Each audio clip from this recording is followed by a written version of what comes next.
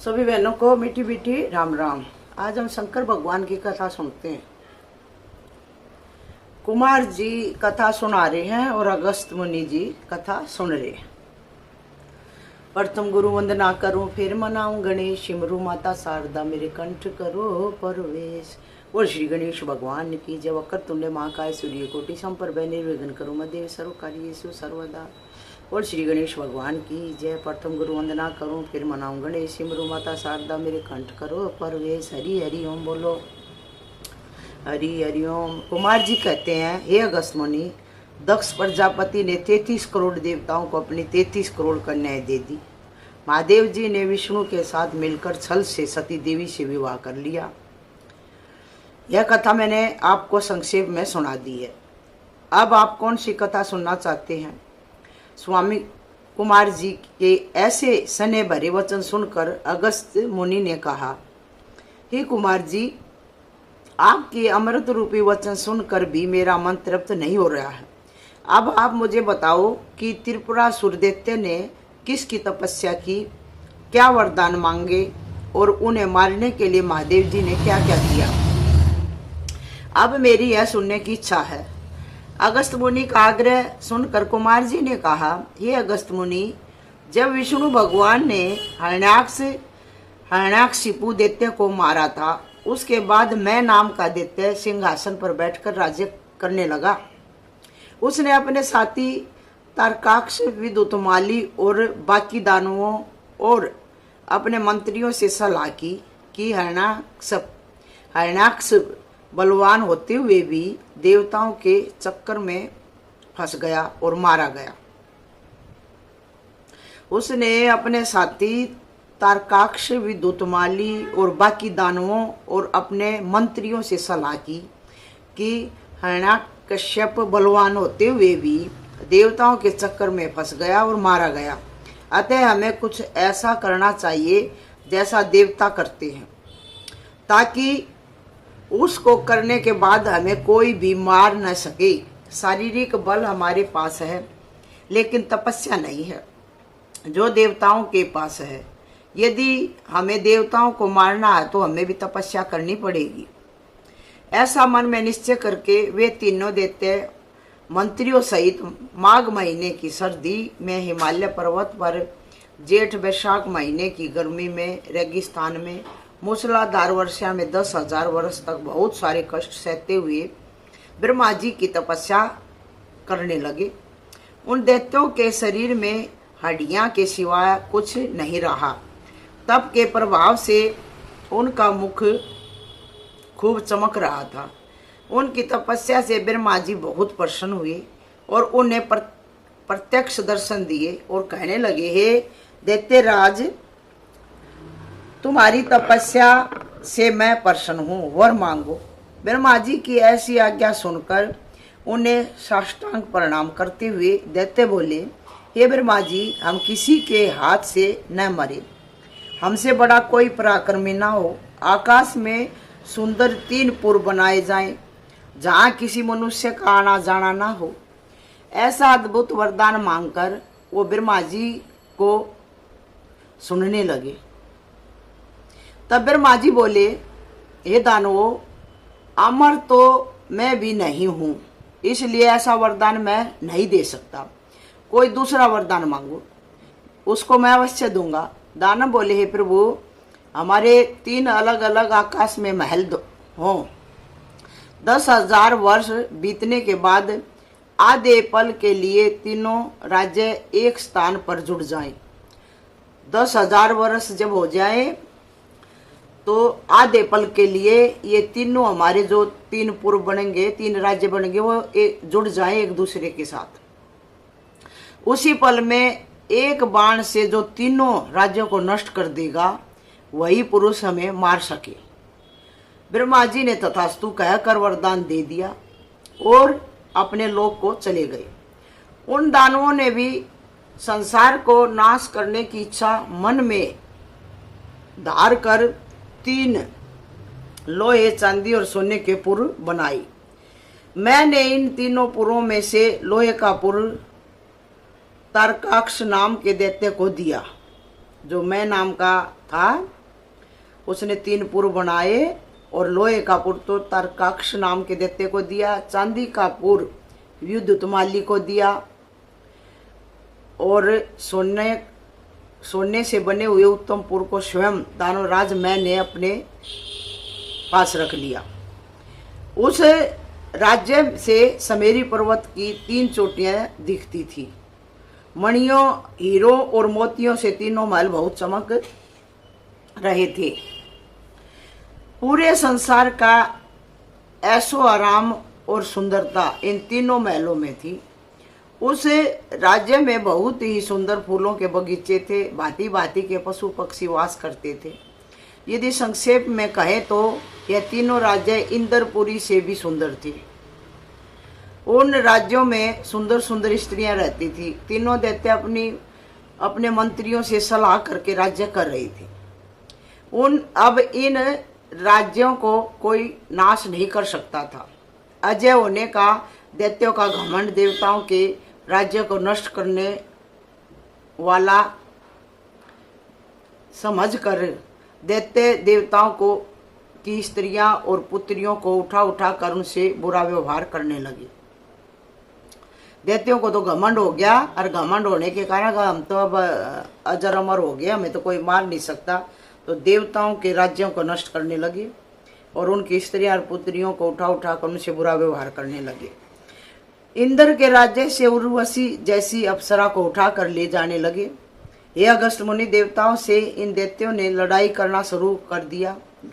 त्रिपुरासुर के नाम से सभी देवता डरने लगे।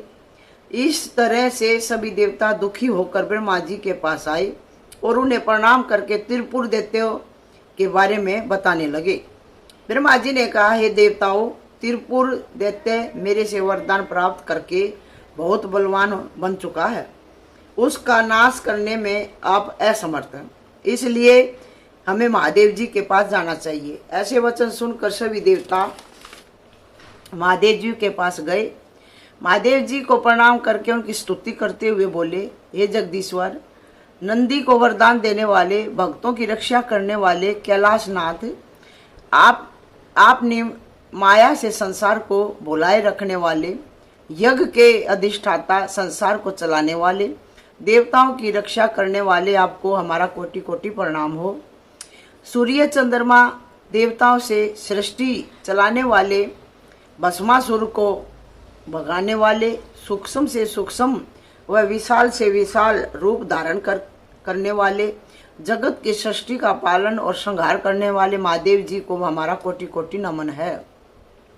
भूत प्रेत परमथ गण को साथ रखने वाले, भूत प्रेत प्रथम गण को साथ रखने वाले, गणेश और कुमार के पिता, पार्वती के पति और भक्तों के हृदय में रहने वाले महादेव जी को मेरा कोटि कोटि नमन हो।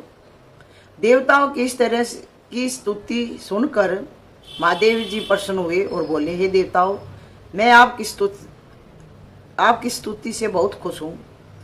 जो इच्छा हो वो मांगो, मेरा उसे पूरा न करने का कोई कारण हो ही नहीं सकता। ऐसा वचन सुनकर देवता बोले, हे जगदीश्वर, त्रिपुरासुरों ने हमारे राज्य व बगीचों को नष्ट करना शुरू कर दिया है। वे हमारी स्त्रियां और पुत्रियों के साथ दुर्व्यवहार कर रहे हैं। हमारे राज्यों की सभी अच्छी अच्छी वस्तुएं उठा उठा कर अपने साथ ले जा रहे हैं, जैसे ऐरावत, हाथी आदि। अभी भी हम छुप कर आपके पास आए हैं। हम उनसे लड़ाई करने में असमर्थ हैं। हम उन्हें हरा नहीं सकते। उनकी बातें सुनकर महादेव जी बोले, आप मेरे एक रुद्र के तेज का अंश धारण करके उनका नाश करो। तो देवता बोले, हे महादेव जी, हम आपके रुद्र के तेज को धारण करने में असमर्थ हैं। हे महादेव, 10,000 वर्ष बीतने के बाद ये तीनों पुर एक पल के लिए जुड़ जाएंगे। उसी एक पल में सिर्फ एक बाण से इन तीनों पुरों का नाश करने में केवल आप ही समर्थ हैं। हम दुखी होकर आपकी शरण में आए हैं, अतः हमारा उद्धार करें। देवताओं की ऐसी बात सुनकर महादेव जी ने मन में विचार करके कहा, हे देवताओं, आप अभेद त्रिपुर को भेद करने के लिए युद्ध के लिए रथ तैयार करो। उस रथ में बैठकर मैं एक ही बाण से त्रिपुरों का नाश कर दूंगा। महादेव जी के ऐसे वचन सुनकर देवता बहुत खुश हुए। विश्वकर्मा को साथ लेकर देवताओं ने रथ तैयार किया। उस रथ का दाहिने पहिए सूर्य और बाएं ओर का पहिया चंद्रमा बने। दाहिने पहिए का आभूषण 12 सूर्य हुए और बाएं और 27 नक्षत्र पहिए के आभूषण बने। पहियों की धुरा मंदराचल पर्वत बना। गंगा यमुना और जितने भी तीर्थ थे वो सब स्त्री रूप धारण करके रंग बिरंगे कपड़े पहनकर रथ में पंखा करने वाली स्त्रियां बनाई गई। ब्रह्मा सारथी बनाए गए। ओमकार रथ को हाँकने वाले कोड़ा बनाए गए। माया घोड़ों की लगाम बनाए गई। 4 वेद रथ के 4 घोड़े, 6 रीतवे रथ के दाएं बाएं रखी गई। विंध्याचल पर्वत छाता बनाया गया। समेरु पर्वत को धनुष बनाया गया। शेषनाग को उसकी डोर बनाया गया और सरस्वती दंड बन गई। अग्नि बाण बन गई। भगवान विष्णु स्वयं बाण का आगे वाला भाग बन गई। इस ब्रह्मांड की सभी अच्छी चीजें इस रथ में लगाई गई। जैसे ही रथ तैयार हो गया, देवताओं ने महादेव जी को रथ पर बैठने का आवाहन किया। महादेव जी जब रथ पर बैठने लगे तो पूरी पृथ्वी कांपने लगी। महादेव जी की सारी सेना गणेश, चंडेश्वर, नंदी, भूत प्रेत सारे गण डमरू बजाते हुए महादेव जी के पीछे चल पड़े। महादेव जी के ऊपर पुष्पों की वर्षा होने लगी। महादेव जी के स्वरूप का इतना तेज था कि देवता उसे सहन नहीं कर पा रहे थे। इसलिए महादेव जी ने अपना तेज कम किया। देवताओं को युद्ध की तैयारी करते हुए देखकर नारद मुनि त्रिपुरवासी दैत्यराज मैं के दरबार में गए। मैंने ऋषिराज का सत्कार किया और उनके आने का प्रयोजन पूछा। तब नारद मुनि बोले, हे दैत्यराज, देवताओं की स्तुति से प्रसन्न होकर महादेव जी आपको मारने के लिए आ रहे हैं। आप अपनी रक्षा के लिए आप लोगों को कुछ कर सकते हो तो कर लो। मैं दैत्य ने ये बात विद्युतमाली तथा तारकाक्ष दैत्य को भी बताई। दैत्यराज की बात सुनकर तारकाक्ष बोला, हे राजन, सभी देवता किन्नर मिलकर भी इस त्रिपुर को नहीं भेज सकते क्योंकि यह अभेद है। लेकिन फिर भी जो अपनी रक्षा के लिए उचित है करना चाहिए।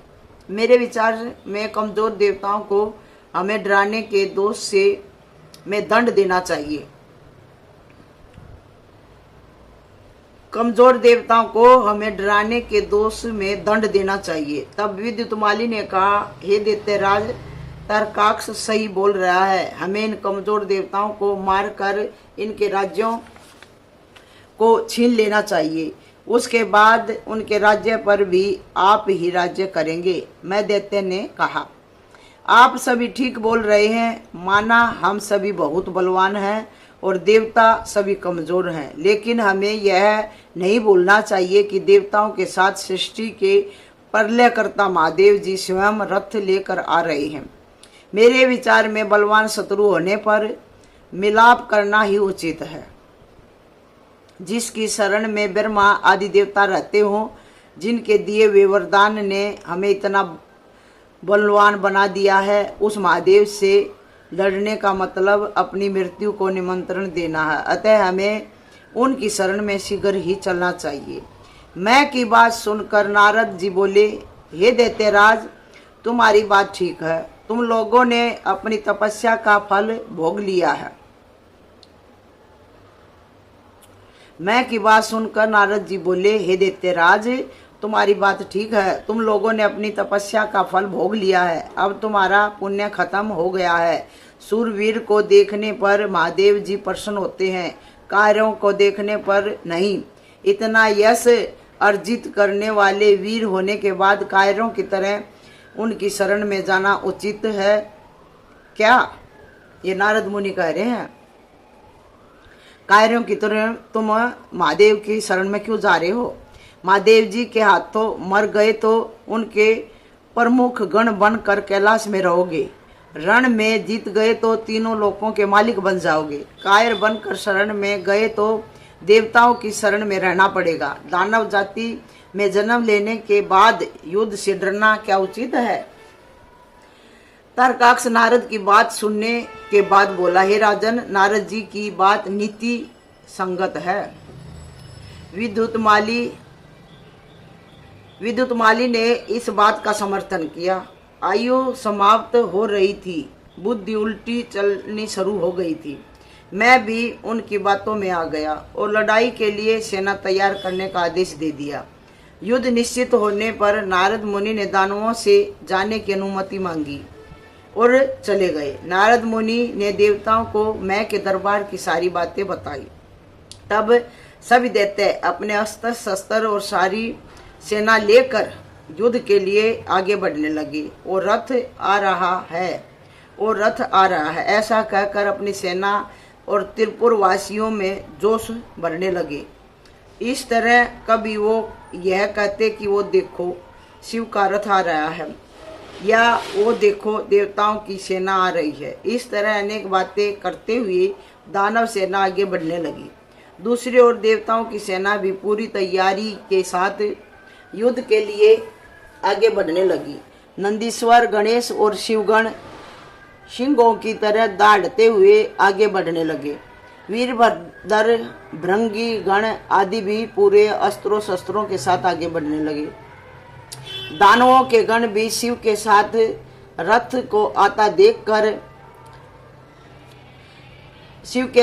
देखकर घर से बाहर निकले और पूरी तैयारी के साथ लड़ने लगे। दोनों तरफ से युद्ध बहुत जोर शोर से शुरू हो गया। इस तरह कई दिनों तक युद्ध चलता रहा। युद्ध में कई दानवों के बाजू और कईयों की टांगें, आंखें और कान आदि कट गई। कई दानव मर गए। इसी तरह से प्रहार दानवों ने भी देवताओं की सेना पर किए। जो दानव मर गए थे उनके परिवार वाले मैं दानव के पास गए और बोले, हे दैत्यराज, हमारे सैनिक मारे जा रहे हैं। तब मैं दानव ने कहा कि आप चिंता मत करो, मेरे घर में अमृत कुंड है, आप इनको वहाँ ले जाओ, ये फिर से जीवित हो जाएंगे। ऐसा सुनने के बाद उन दानवों ने वैसा ही किया और उनके मरे हुए संबंधी फिर से जीवित हो गए। ऐसा देखने के बाद वो बहुत प्रसन्न हुए और आकर उन्होंने मैं दानव को प्रणाम किया और धन्यवाद किया और फिर से जोश के साथ युद्ध करने लगे। तभी ब्रह्मा जी ने देखा कि जिन दानवों को वो मार रहे हैं वो फिर से जीवित होकर युद्ध कर रहे हैं।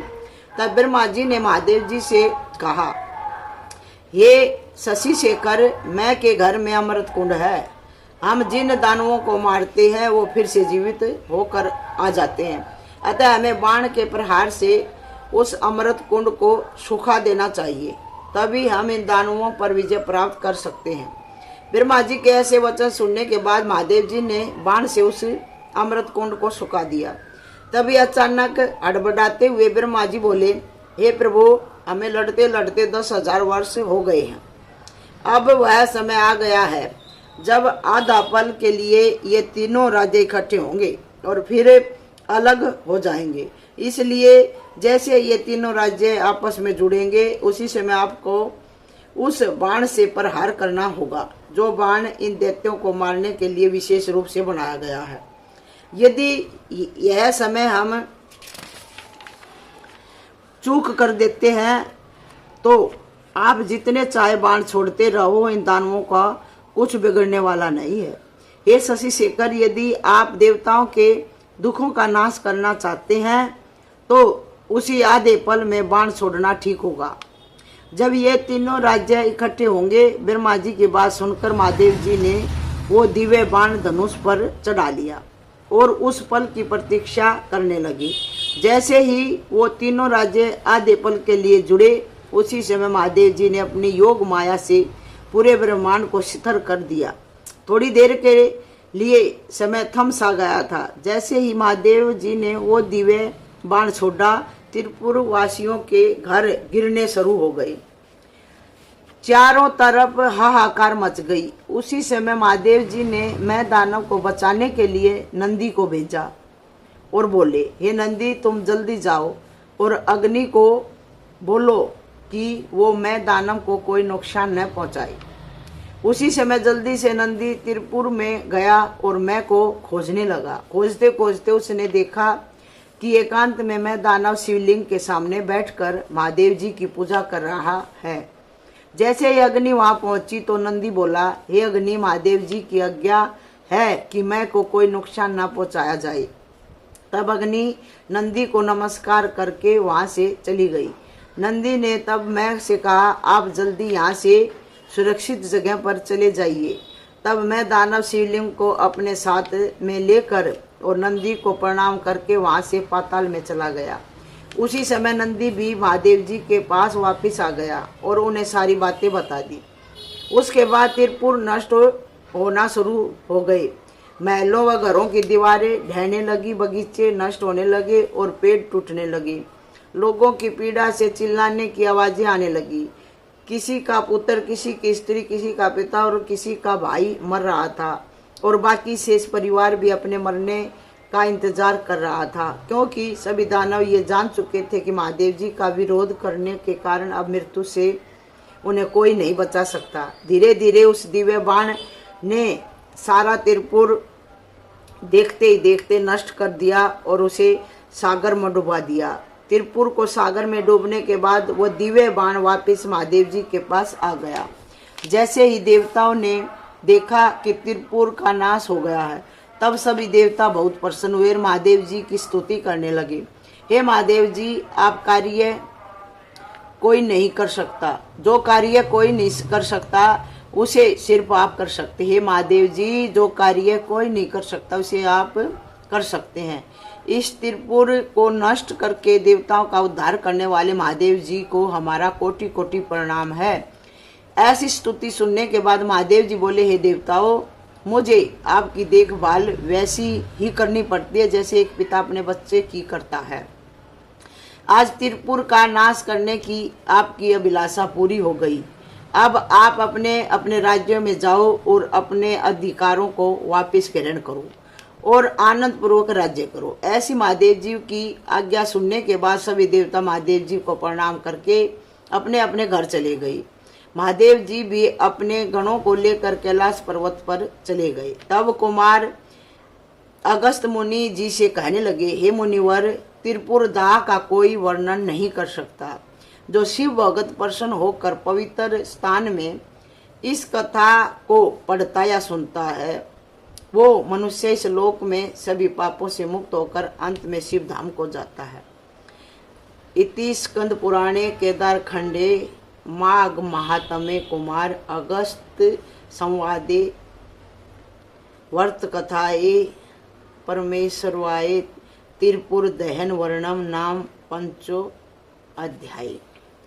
यह स्कंद पुराण के केदार खंड में इस कथा का वर्णन है। बोल से भी बोलो उमापति महादेव की जय। सभी बहनों को मीठी मीठी राम राम। ये हमारी शंकर भगवान की त्रिपुर का विनाश करने की कथा थी बहनों, छोटी सी, सुनिए इसको। बोल ओम नमः शिवाय, बोलो ओम नमः शिवाय, ओम नमः शिवाय, बोलो ओम नमः शिवाय।